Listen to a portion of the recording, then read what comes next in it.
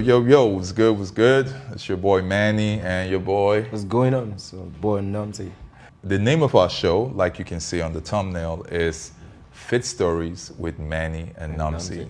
So the vision or our goal for this show is to try to share fitness stories of different individuals who have gone through different fitness journey, being from the big, from when they started big to basically success stories of people who have gone through this journey. Yep. And we try to share the stories with you to inspire you, to motivate you, and to get you to also kickstart your journey, to kickstart your journey.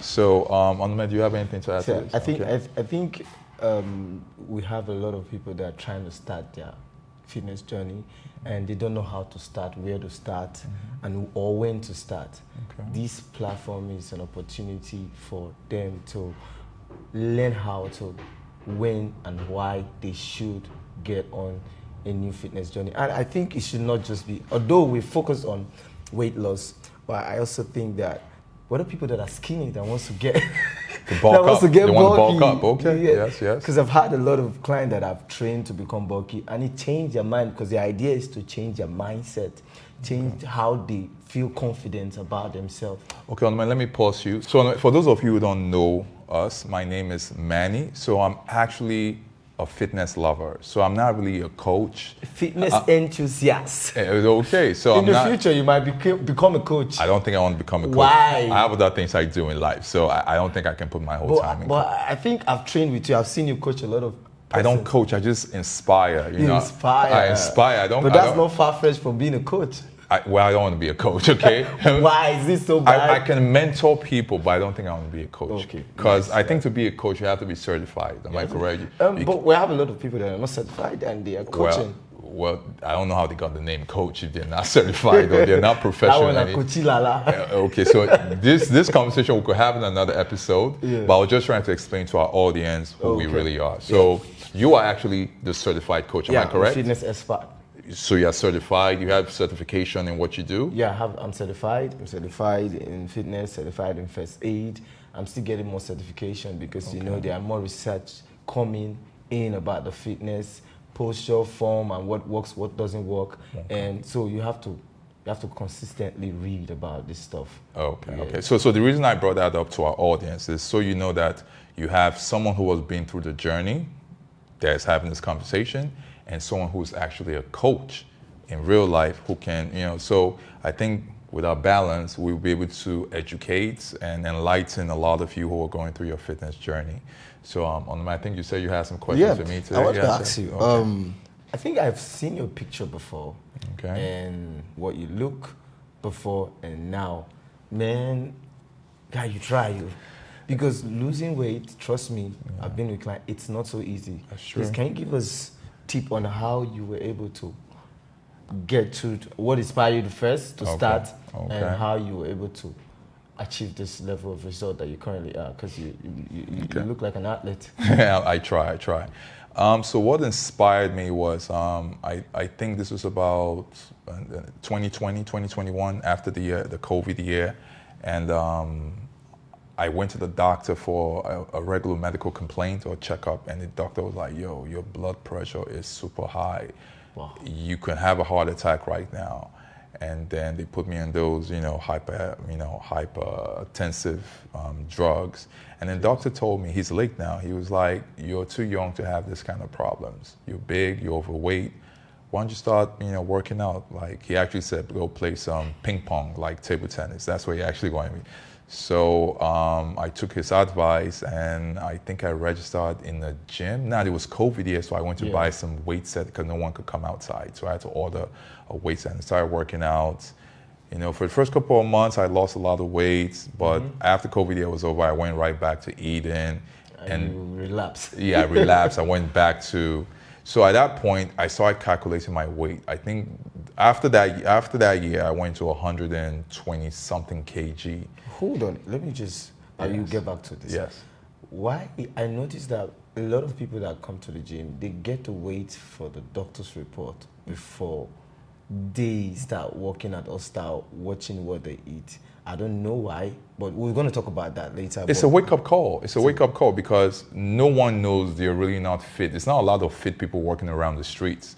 If you could count the 100 people you pass through every day, I'm very sure the fit people out of those 100 people you pass through is not going to be more than like 2-3%. Another thing, what people don't know, I'm not advocating for people to get big.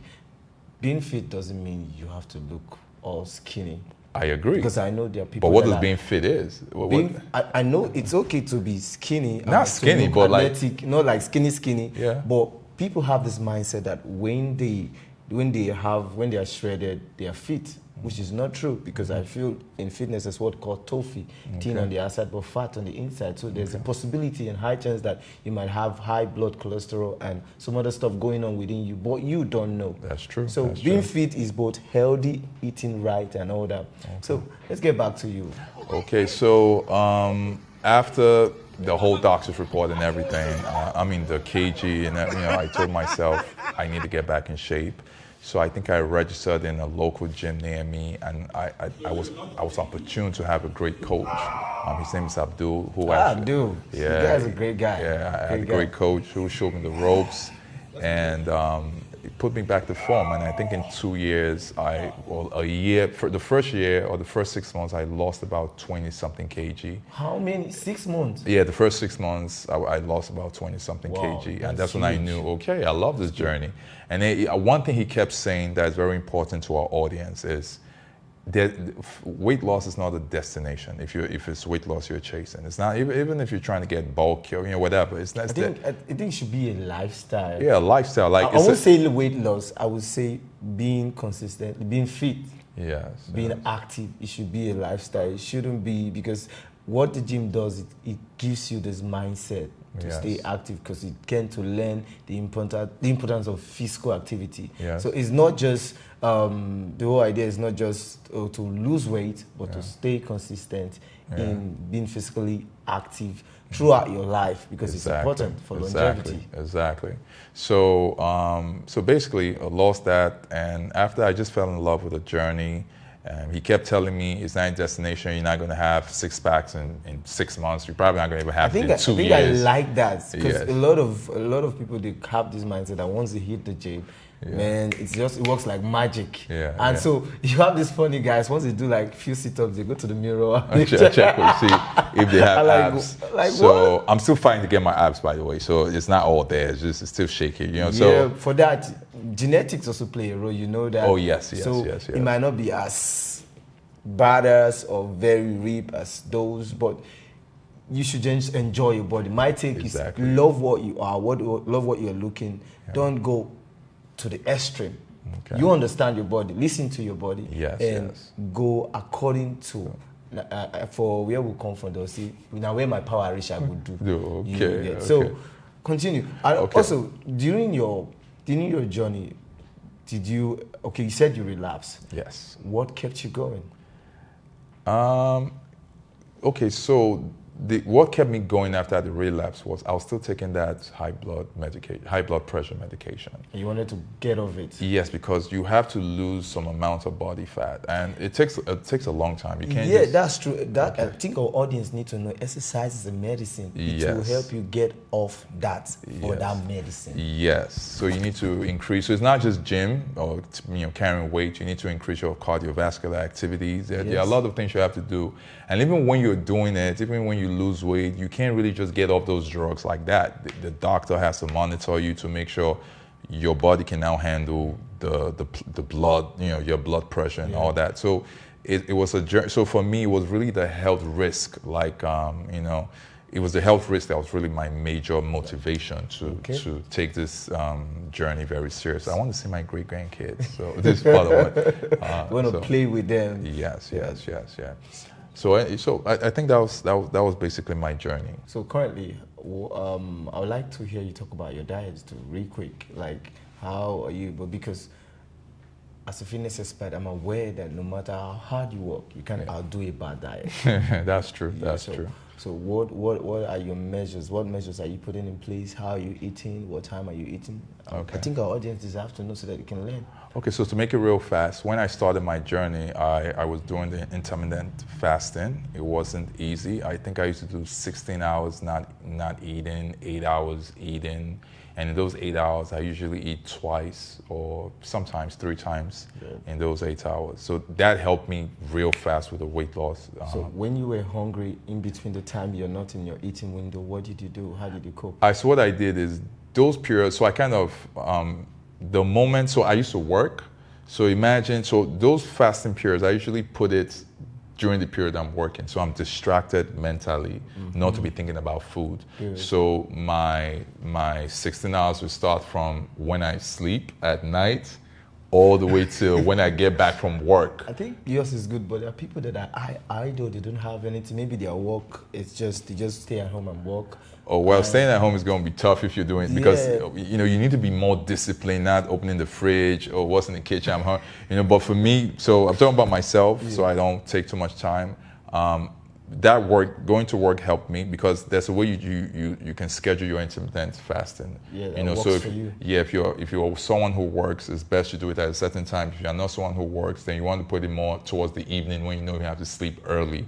And then eat during the daytime when you know if you're at home all day between 8 and 4. So you can schedule your 8 hours to be 8 in the morning to 4 when you eat, and then 4 p.m.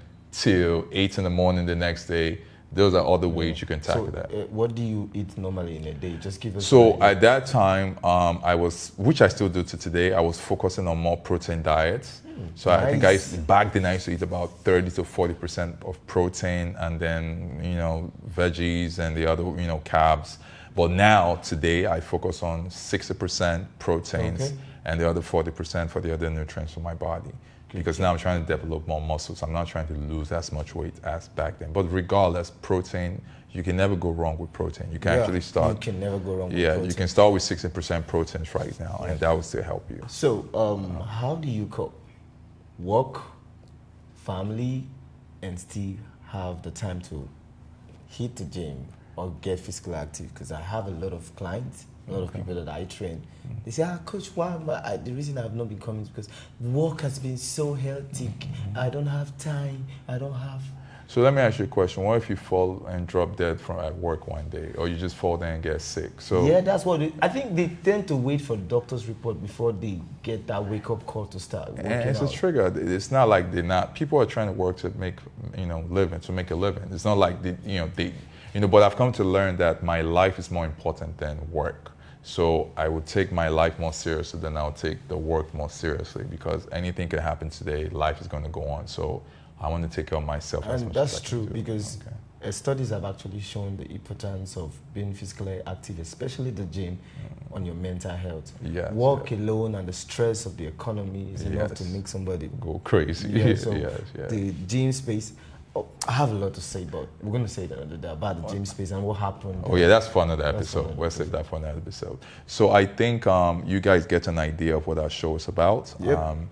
Going forward, we're going to try to introduce as much guests to the show as much as possible. We're going to bring a lot of people who have gone through different testimonies, different stories in terms of their fitness journey, and they will be sharing their stories with you, and we can chip in once in a while. So you can drop your comments, but until then, Onome, do you have anything to say? You wanna?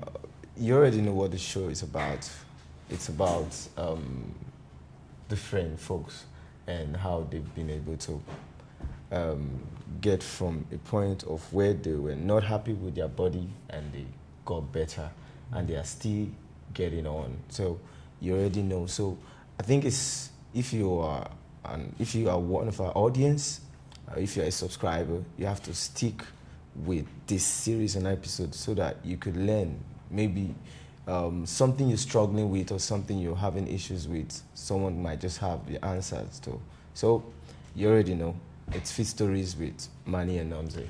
Do not forget to hit the subscribe button. Until next time, see you next episode. Peace. Before I even knew what chest, pectoralis, muscles, before I knew anything, I just went to a gym. I told them I want to be like a yoga teacher here. So for postpartum, I feel like now you are more in control of your body, even though your hormones are still everywhere, but you can really control what you eat. Fit Stories with Manny and Namzi.